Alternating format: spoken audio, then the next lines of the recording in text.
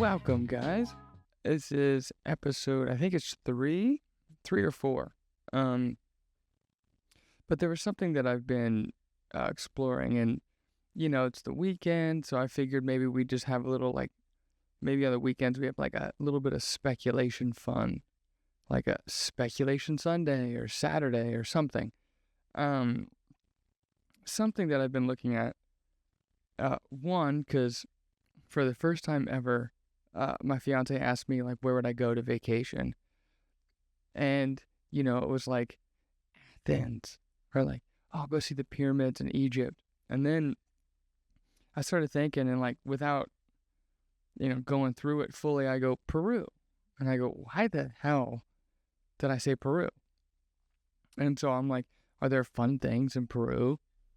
And then I started looking things up and started going through like some of the the local heritage, and figuring out some of these things. And the myths that I kind of want to go into, and again, we're going to try to do like it's speculation, so we're going to kind of do no notes and just kind of like a fun free flow thing, right? I've got my fancy mug. Oh, my hands are dirty from painting, but you are my favorite.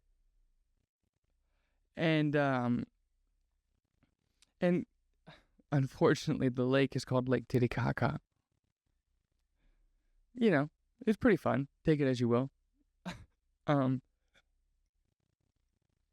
Either or if you like, right? Titty or the caca, doesn't matter. But there were some cool anomalies that are popping up around like that lake.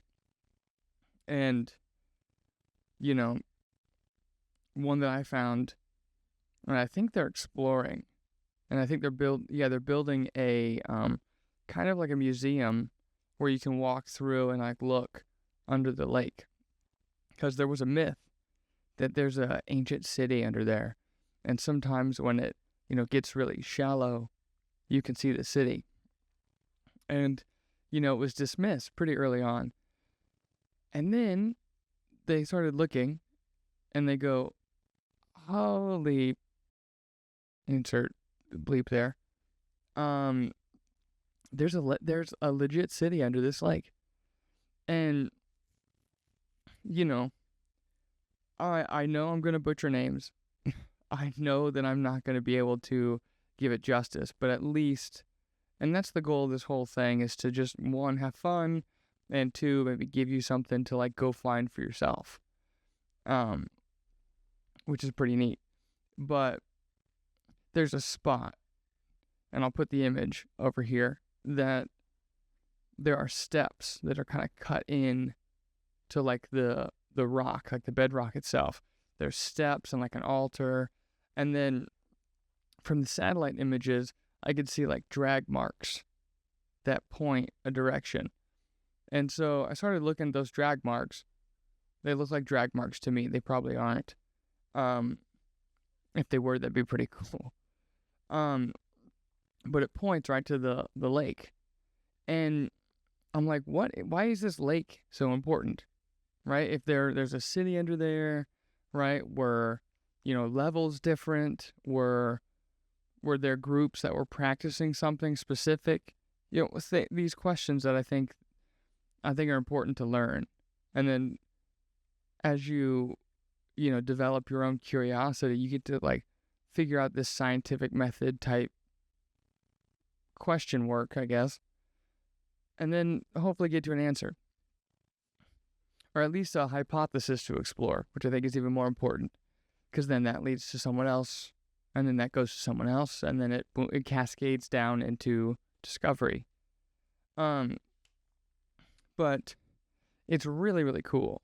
And I saw these steps, and the thing I found from the lake myth is like, we have, I think there's one specifically that survives, and again, I'll verify after in the edit portion, but it's of Viracocha, which is, I found a connection with Viracocha and like Yahweh of the Bible, right? Like this very connective piece of like the one that creates everything, including us.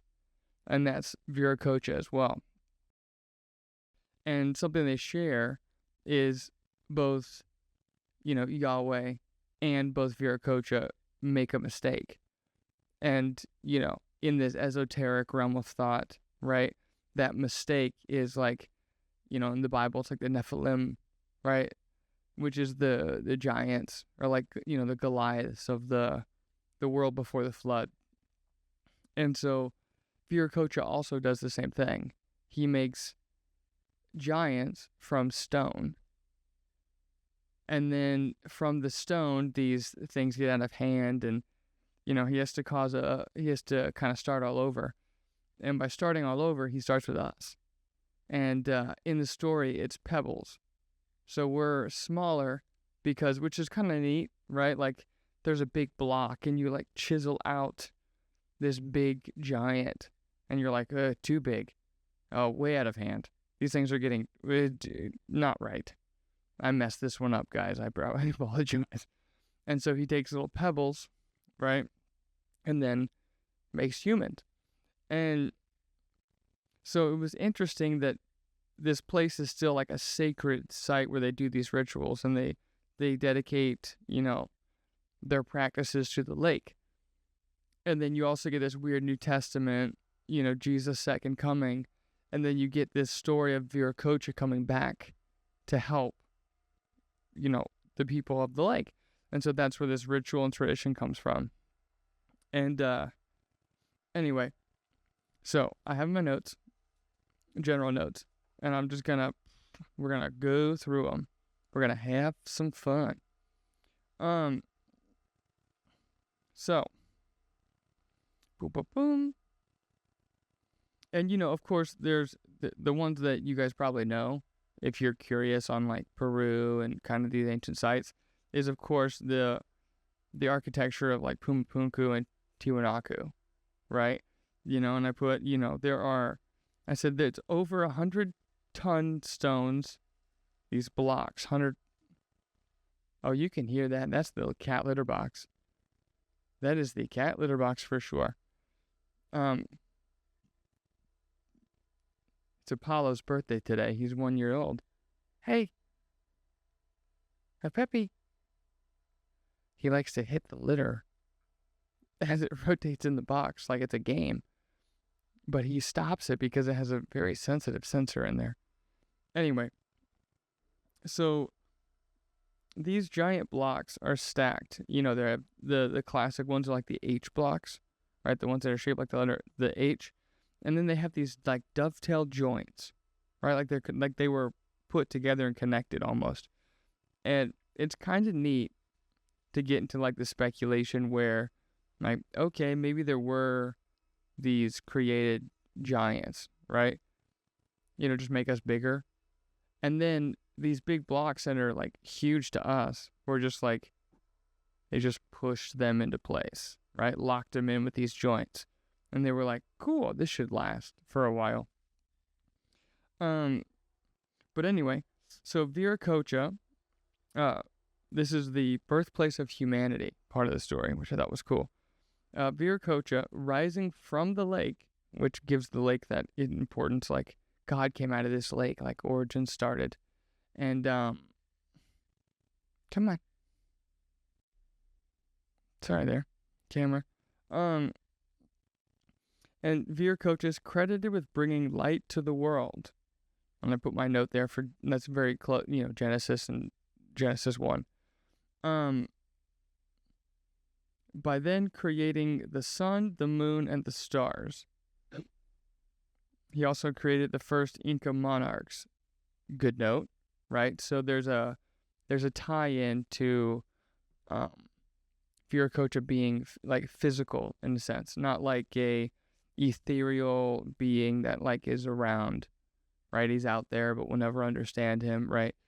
It's more of like, it's less like a Platonic idea and more of like God actively working in this material world, which I think is really cool. Kip Davis did a great series. It's a 2-part series on deep drinks, which is a podcast that I just recently found.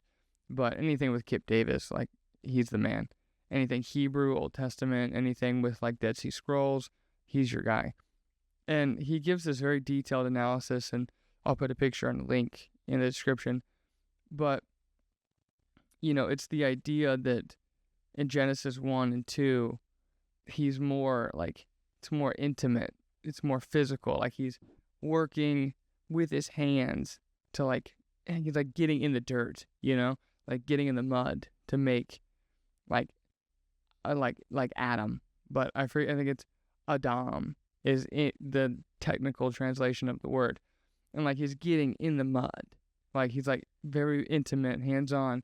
He's communicating, where are you? Right? Like, looking in this physical plane for the thing he made, which is very much Viracocha. He comes out of the lake, and you're like, oh my God, this being. I just love that. It makes it more poetic. It makes it more tangible, almost, in a way. So, and then the tie-in is like the first rulers are rulers by blood, right? It's not by, it's not like a creedal religion like Christianity or, Islam, right? It's more of like, oh, this is real. This is happening. I'm seeing it with my eyes, like God interacting with us in the physical world. Now, again, like I put here, it makes the lake that piece. Like, the lake is the key in that case. Like, it's where he comes from, right? It's where he'll return to. Like, that's why everything is around this lake. That's part of the mythos. And so, like I said, it's still a sacred space. So there is still a tradition around this lake. But the connection seems to be this unique portal to the divine, almost, where, like, we have to keep it sacred. We have to keep it safe. We have to protect it because it's important, and it'll be important later on, and we don't know the day or time, which, if you're, Christian in America, then you're like, oh, we won't know, the end of the world until it's happening, right? And so it keeps up this tradition of holding up this ritualistic practice and making sure that, people don't come in and just start tearing into it and like ruining tradition, which I really do like, because I think that's why they last so long. It's because those types of people stand up for their values, right? For the belief in the thing that they hold so close to them. I respect that a lot. So what this lake would do, and it reminds me of, like I said, the pictures I put up of the cutout, right? Like, they cut out the volcanic rock and made these steps, almost like it looked like an assembly almost. And the whole point, and there's a unique round cutout that I would guess would be the seat of the ruler himself. He would sit there. Like, that's where, like, you're a piece of Viracocha, you're a piece of the lake, you're a piece of, divinity, and we have to give you this spot. The rest of us are, down the line. So we're going to be, in the assembly, essentially. But that means that's a place where they seek communication, right? Like, we all have this individualistic, prayer practice in the United States, and, we're seeking him that way through, I can just talk directly to him. And, back then it was a whole different thing. It was more intimate and material. So there would be a place, there would be a land, there would be a site where communication arises. And I don't know if it's close, but I remember hearing about like there's a cutout, like in the bedrock, but it doesn't go to anything, right? It's just a doorway, right? And it's called the doorway of the gods, right? So another like form of seeking out communication in a way. And so, that's super cool as well, because it it's connected to nothing. There's nothing above it. There's nothing. It's just the doorway, and it's perfectly cut out. The door is a little wonky. I'll give you that. But hi, Peppy. Hi, buddy. So, and then it's the next note is Viracocha has siblings, or to me it sounds more like emanations, right? And we'll go deeper into that because I'm really interested in like emanation theory in general.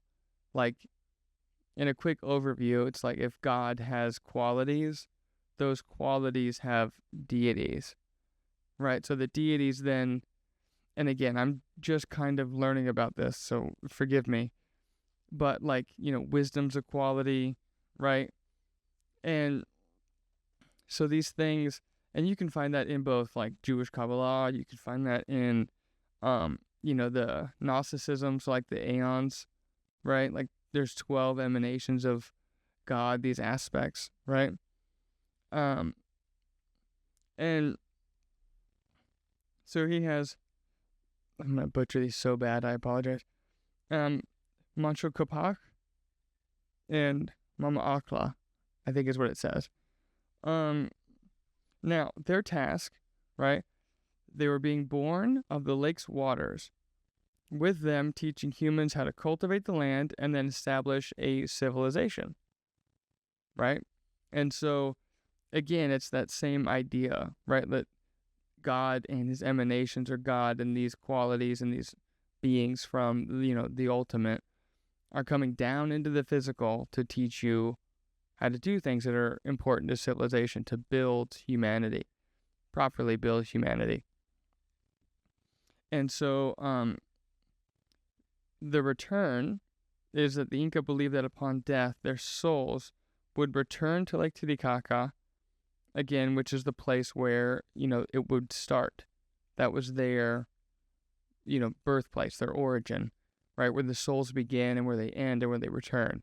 And so that would also keep a important ritualistic practice around that site, because that's, to them it was like both heaven and hell. Like you are born there and you die there and you return, right? Like, again, maybe not heaven or hell. That's probably a bad misnomer, but just the general idea of like returning to this important place. And the idea that there's a undiscovered city under the lake based on tradition, that already should blow people's minds. That the idea of a story or a myth ended up being true way down the line, despite any criticism, despite any of this. It's just a story that ended up being completely accurate. And, they're in the process of putting that museum in, but it would be very, very cool to like walk underwater through glass, looking into it and going, wow, look at this. Like, this is amazing. And so I think at the end of this, I'll show you some things I found about, the water levels of the lake itself, right? So, and it relates to, this Younger Dryas type of rapid rising of the oceans, right? And so with this scanning protocol, you can see that, it would have been way lower.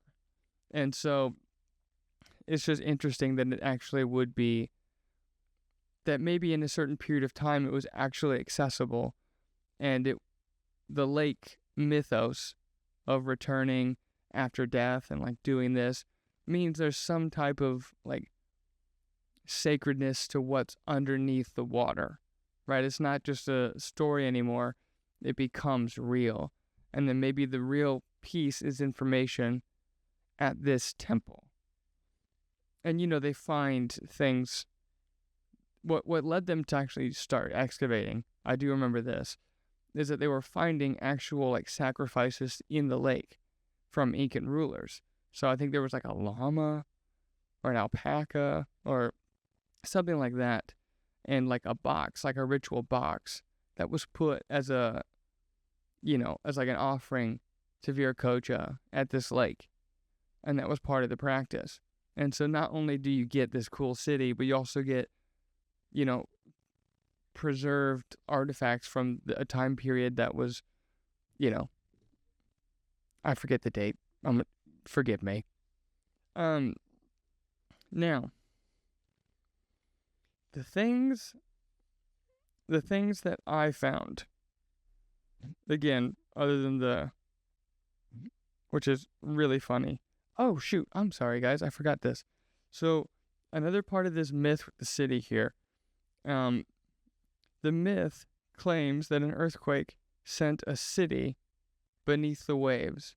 So, there is a correlation between a catastrophe or a, natural disaster of some kind that buried this city and then made the waters of the lake, rise higher. And I saw this cool breakdown of how if it was an earthquake, right, there are channels that come into the lake. And through that earthquake, it could move in the path of these, canals, right, that would funnel the water out. And then next thing you know, it blocks the waterway and then it rises to a completely new level. And so, again, the number that comes to my mind is like 400 feet, right? So it's a pretty good amount. So the things that I want to take away here are the role of story, right? Like we always claim, I forget exactly what it was, who said it, but it was relating mythos and religion, right? A myth is religion just a long time ago. Religion is just closer so we can kind of understand it better, right? Because as you get farther away from, the distance of time from something, it's like, oh, it's just that story. And it's like, but to them, it was religion, right? And I think that's an important component. But the general idea that I wrote down was, this lake is the portal to the divine for them. It's the sacred side of communication. It's everything. It's their connection to Viracocha. It's to God. It's to agriculture. It's to knowledge, right? It's everything to them is this lake. And this like gateway almost is their portal for God to come down, right? The gods themselves are the emanations or however you want to describe it, descend from the heavens down to the earth from this location, which I think is just like, another thing that's just, it's poetic, it's beautiful, it just feels sacred, right? Maybe in times like this where we're so set on being right or wrong, we lose that poetic, sacredness to something that isn't, our idea. And I think that's more ego talking, right? Like maybe we're at a period of time where we like that, right? It fuels that ego and it feeds that rational mind. But that doesn't mean that it's true, right? In this case, it is true, right? There is a lake under there. There is a lake and there is a city under there, right? And so, like, I just love that. I really do. Now, the fun part, the fun speculation part. The Viracocha, the creation of giants, right, which is in this preserved text as well. The first humans were crafted giants, and they were crafted from stone, right, the big stones.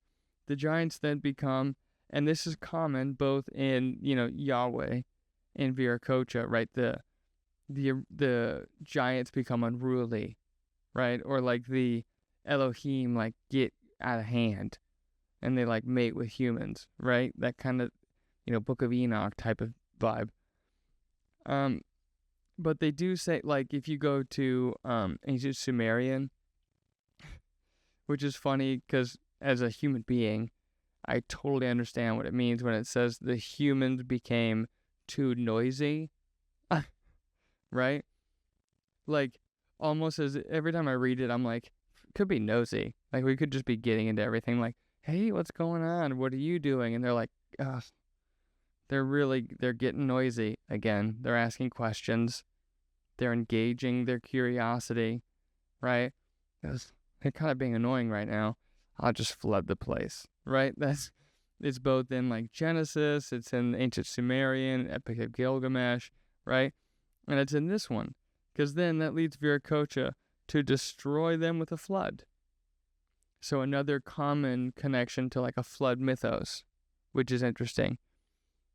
And it's also a sign of this period of time where God makes mistakes, right? The mistake is, oh, I'm going to make them these giants, these beings they'll be very, very helpful. And my mistake, they were unruly, right? And it's very hands-on. It's very, even if it's the mistake, it's still trying to attempt to make something worthy of creation, right? Like, and that's the thing that people do not like right now. But it's just the truth, which is the new, the NRSV UE has, instead of in the beginning, right? It is when God decided to create, right? Which means there's an intentional act, right? He didn't have to do anything, but he chose to get involved with the material and make something, try to craft something, right? And I think that's a better story than just like, oh, it's so perfect and he did it all correctly and like we're the ones who are wrong, right? It gives us a closer connection to God or to Viracocha or to Inca or any of these other deities that are related to like really caring for us. It's like, why do they care for us? That's why. There's something special, right? Those stories come through with the proper readings. It gives it that beautiful poetic style, rather than just like we're so messed up, just like everything else that's messed up, and we need to be like forgiven for everything because we're so bad. And it's like, whoa. That's not what I'm reading in most of these. Most of these is that we have a divine spark, something that's divine in us from this intentional act of creating and molding humans to a certain, level of consciousness, if you will. And I think that's just more beautiful than the classic, base layer, like, oh, we're so terrible and we're never going to be good and we just have to like do our best and we can't do anything right. That doesn't seem accurate at all. And yet we're all taught that at the same time. But I do like the idea that this flood mythos survives around, which again ties back to the lake and the mythos of something burying this city, right? Natural disaster or something. So it kind of has this tie-in with both the, speculative, esoteric traditions and also some of these newfound scientific discoveries, which is really, really cool. And again, he created these smaller humans from smaller stones or pebbles. These new human beings were then given knowledge. So for whatever reason, the, Nephilim of the Bible or like, the giants of Viracocha, they weren't capable of such knowledge, right? And again, that's our classic mythos of like a giant or an ogre or something, right? My kid's really into Shrek. And like Shrek has to learn, how to be, kind, compassionate, and not just isolated and selfish and like doing whatever you want to do. And so in my mind, it's funny to see that connection with like something that's so big and like ogre-ish, right? Or like giant, like in stories, are just big dum-dums in a way.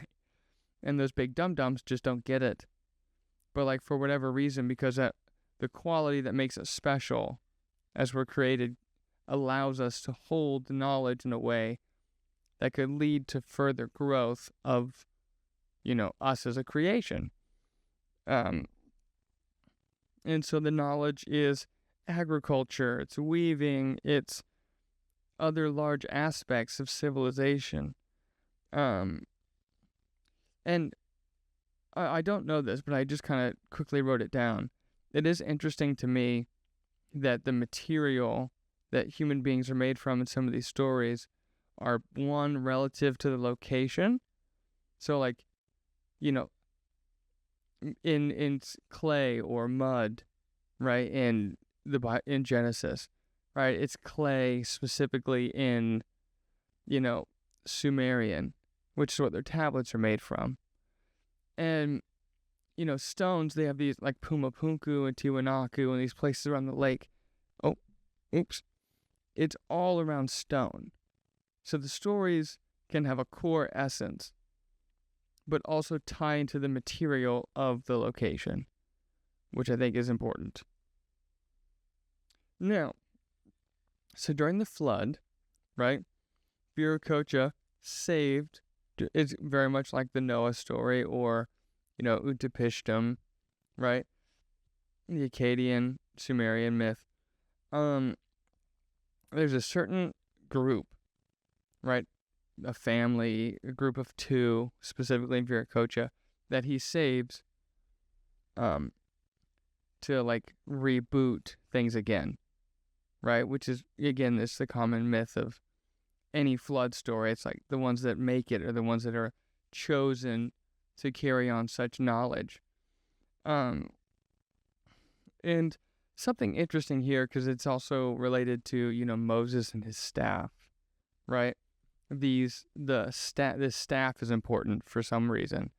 But Viracocha saved, the group, two of them, and they carried a golden staff. I'm gonna ruin it again. Tapak Yari. That's so wrong. I already know it's wrong. And so after this rebuilding, after this flood, right, Viracocha then travels the world and teaches his new creation after destroying the unruly bunch, right, civilization, and is practicing divine miracles in numbers all the way, right? And so to end my notes here, I just said, is this the same God of Genesis? But he then becomes more active and starts going to places, right? Is this a more physical deity that, helps everyone, not just a certain group in that area, which defines a genre that's been around for a long time, where the deity of your practice, your religious practice, is landlocked almost, right? Like, this is our God around here, and that's who we worship because that's the one around here. This one, Viracocha decides to wander.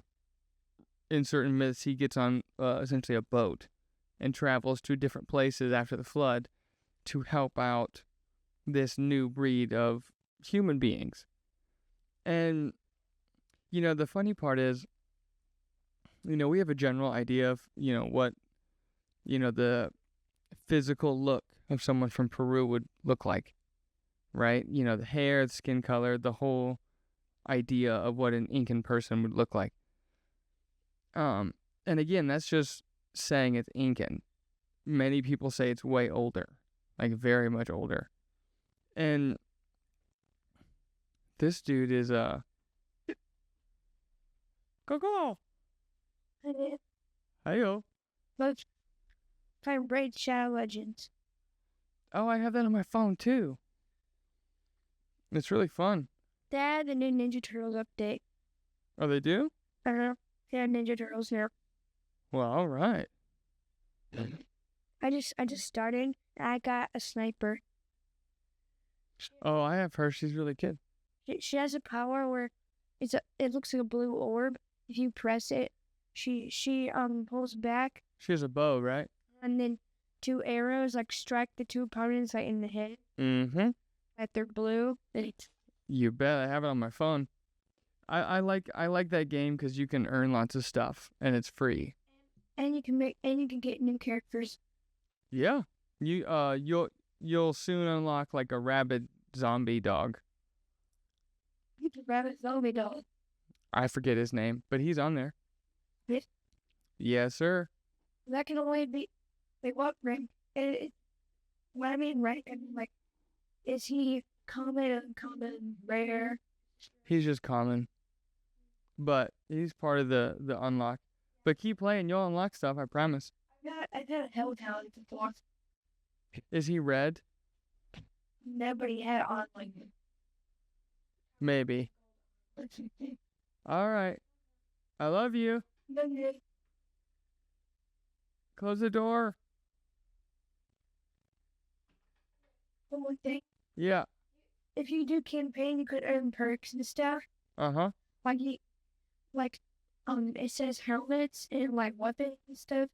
Make sure you upgrade them. Shut the door, please. Love you. Sorry, Madden came through. I even forgot the thing I was saying.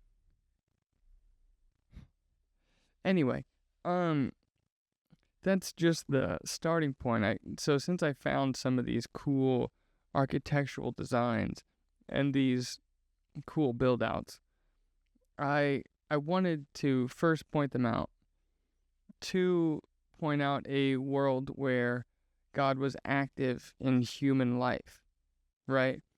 And, like, for example, in the Garden of Eden story, we think it's like this ethereal, heavenly place. Nope. It's like a real garden made from the material where God walks in it, right? So he's there with you. And in that garden, the animals and the things, your job, like, as, like Adam and Eve, right? So Adam originally, it's just your job to monitor the garden. And, it's that sense of, I was telling this to a good buddy of mine.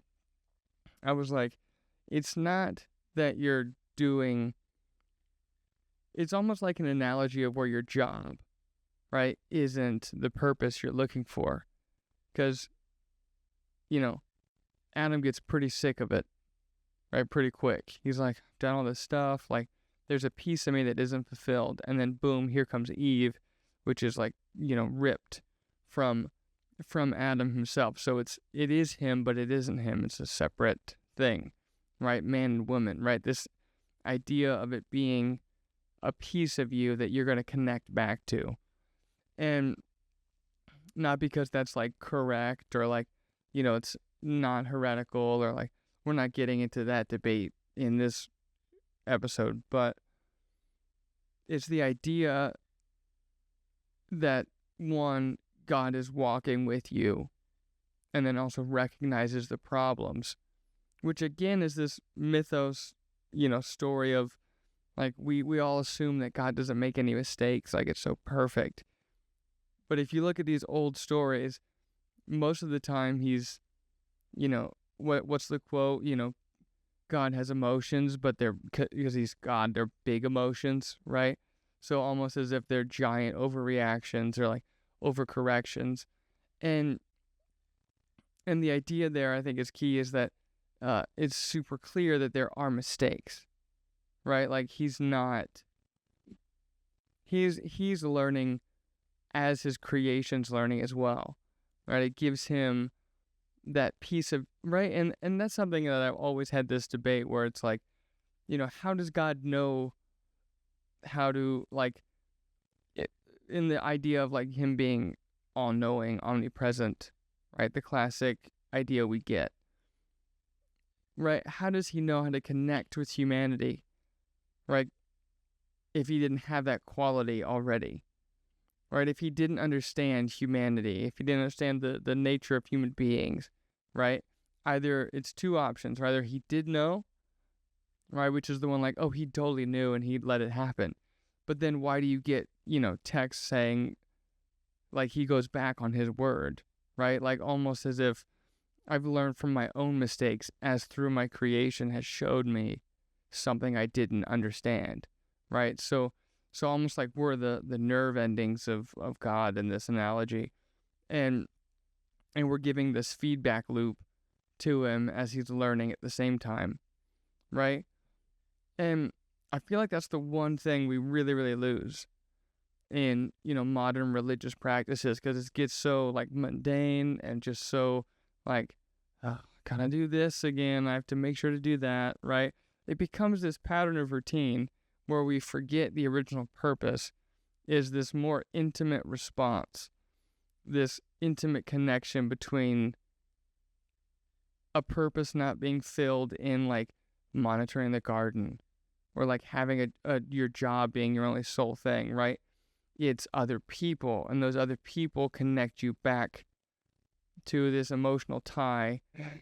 And that emotional tie is that, whichever God you pick, whether it's, Viracocha, whether it's, Yahweh, whether it's, Anu, or whether it's, any of the gods from any of these time periods, it's a more intimate action of understanding. But the understanding from God comes from monitoring and watching and walking with his creation, right? It's a very, very, it's a very detailed analysis that God can show love even through the mistakes, if that makes sense. And I think that's more relative to us now, because then if we're accepting these qualities, right, and we're accepting this all perfect, omnipresent, right, whether you know it or not, as a group, as a congregation, you're interjecting that into your practice. So then it means that your practice is then perfect, not a mistake. It's the perfect word, right? There's no errors in it. It's the word that is the word that's always been the word. But that's just not true if you go backwards and you read it for what it is. And that's something that, something I loved growing up was the Percy Jackson movies, because it gives a very human look at gods that are ultimately superior to everything in the world, right? Even the demigods that, like Percy, that, my dad's Poseidon, but like he's way stronger than I am, right? He makes mistakes, but he chooses to communicate. He chooses to be a part of my life, to accept me as a kiddo, right? And it gives this human aspect to it that makes the practice or the religious idea worth upholding, just like the lake myth, right? It's worth upholding that because it's more intimate than just like doing the same monotonous thing. Because when it gets to a point where it becomes just like a regular walk in the park, or like a regular, it's a stereotypical Sunday, like we're going to learn about, it's Easter, so we're going to learn about Easter stuff, like I know it. And after a while, it's like, I remember getting the idea of like, oh, we get that fire, that fire for God, and then just kind of like dwindles down, and you have to kind of like make a mistake for it. Not make a mistake. You have to make an excuse for that because it dwindles down over time. And I think it's part of this. It's because it's not connecting to you. It's just becoming something that is just an everyday part of life, which is the thing you don't need. That because it's just that's why people hate their jobs, right? They hate doing something that's like, I feel like I'm doing work again, right? Like doing this right now is just fun. It's just a piece of doing something fun. So it doesn't feel like any kind of work.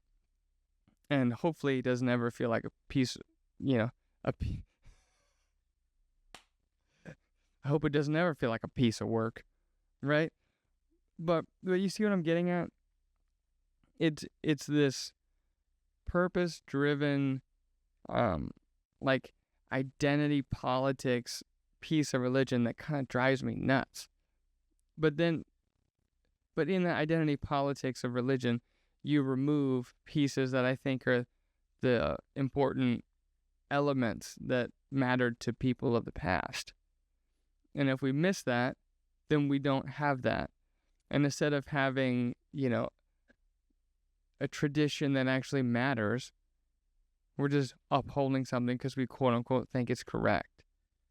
Which then, over time, someone has to come in and fix it. Someone has to come in and, reinterpret it, or someone has to come in, right? Like the story of the lake, and I know it's a fresh story. I know it's not super old if you go from like, Incan mythology, right? I'm thinking like when the Spanish came down. But if it's an earlier story from the civilization that was there when the lake was, let's say, active and the waters weren't so high, it's because of that intimacy in the story. And I know I keep saying that word, but I think it's the best term for this type of idea. And I think we should remember that. And if you have a practice, if you have something that connects with you, it should connect with you on a human level that makes you like, wow, it's tied to me almost. Because then that upholds something that you can pass down to your kids. And then they can pass down to their kids, right? They're not regurgitating a story of like, we were right the whole time and nothing was ever wrong and we're just the best. And that's why we do it. Because then eventually, 4 grandkids from that grandkid, they're like, yeah, no, we've been perfect. And let me just, the thing you're talking about, let me just break that down. And then you get into like apologetics and you get into these like defense mechanisms to defend the thing that you already traditionally uphold as correct. But you forgot the original purpose the entire time. Anyway, I know I'm ranting at this point, but I wanted to post something, and I really do think that, Peruvia and Jesus Christ, Peru and Bolivia, I put them both together, but I do think that, in future episodes, Peru and Bolivia specifically have a lot of cool sites that need to be further explored, looked at, maybe with some of this new technology, this LiDAR scanning, and, I know the pyramid scanning recently was very controversial, but even if it's just, I think it's the idea, and I'll end with this, right? I don't think that, I don't know what's underneath the plateau, right? I do know Herodotus and I do know the labyrinth, which is an interesting story. But I think it's the spark of, quote unquote, finding something that leads to the curiosity that we all are lacking in modern society, right? We've all lost the idea of being curious in our textual evidence, of like looking deeper into the text itself of like religious practice and getting down to the core, the roots of where this comes from. And so I'm fully behind people who are going to go test something or try something that's quote unquote beyond scientific standards to try to get progress made in something that would be this core message, this core idea, these stories that hold, potentially archaeological records that we have yet to find. Just like the Lake Titicaca city underneath that... I really tried not to laugh on that one. I did. I wanted to be serious. I couldn't. It's called Lake Titicaca. I apologize. That's funny. Very unfortunate. And I have no idea what the terms of it is. But every time I say it, I just hear Lake Boobs and Penis. That's exactly what I hear when I say Lake Titicaca. But anyway, I think the message should be pretty clear from this episode. Is like 2 things. First one, we're going to be diving into Peru and Bolivia. There's a lot of cool places, right? And of course, everyone goes to these classic, like, I also hate the AI videos that have been popping up that are, like, oh, it's like a cool title and it's all AI generated. And I'm like, that's the thing I never want to do, right? I was sitting here trying to debate if I wanted to like even put the camera on or if I just wanted to talk. But I think it's same as the, seeing it in person or like feeling like you resonate with someone. Part of it is seeing my face. And I'm not opposed to that. I think, it's just for fun. Like, I'm just having fun here. Like, there's no need to try to be like, oh, I don't know, I'm kind of nervous, right? Like, I didn't shower today, right? I had a lot of shit going on, so I just put a hat on and did this. Put a blue light on my face for my eyes, my pretty blue eyes. But anyway, so the first part is, we're going to definitely explore some of these really cool places down there. And, hopefully in the future, have people that can talk to me about it and explain how incredible these sites are. Because I know that they are. I've seen pictures, I've seen layouts, I've seen, scanning from the skies.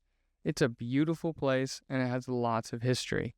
And we just forget it because, us in the West, we just think like, oh, it's South America.